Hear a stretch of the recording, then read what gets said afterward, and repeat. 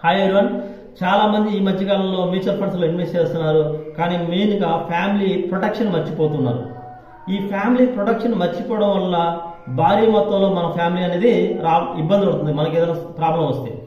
So main మనం చేయాల్సింది family protection అనేది ఇంపార్టెంట్ అనమాట. ఈ ఫ్యామిలీ ప్రొటెక్షన్ లో భాగంగా టర్మ్ ఇన్సూరెన్స్ అనేది ప్రతి ఒక్కరు కూడా తీసుకోండి.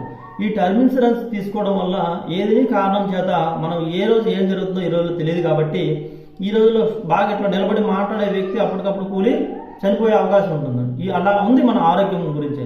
కాబట్టి ప్రతి ఒక్కరు కూడా మీ పిల్లల కోసం ఫస్ట్ టర్మ్ ఇన్సూరెన్స్ అనేది ఒకటి తీసుకోండి.